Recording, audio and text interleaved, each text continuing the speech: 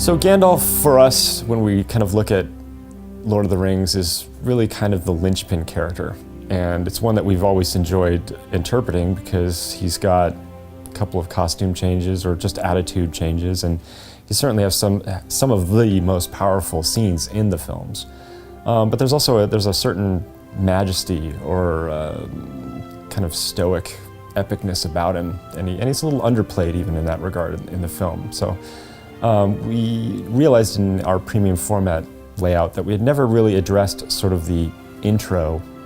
look of Gandalf, which, sort of the Gandalf the Grey. And so we wanted to kind of tackle that costume and that interpretation. But what we wanted to do was kind of take it, not so much from when he's in the Shire and is really kind of just in a little bit more relaxed mode, but kind of take it into the Mines of Moria, not quite to when he's facing down with the Balrog, but when he's sort of really kind of leading the Fellowship through this ancient underworld. And we were looking for a pose that would kind of have a little bit of that subtle epic statement, but also a little bit of the exploration that was part of the sort of that whole film sequence. So he's kind of got this great posture, he's got his staff up, and our interpretations of the scene were such that as he's moving through Moria, he's using the light in his staff to kind of light the way and guide the Fellowship.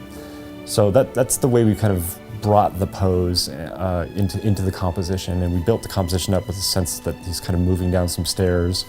which, watching the sequences, they're kind of going upstairs, downstairs, and all over the place. But they're constantly entering these chambers and discovering new things, and there's a neat sense of sort of the history of Middle-earth that they're kind of uncovering as they're kind of facing the dangers that await them in Moria.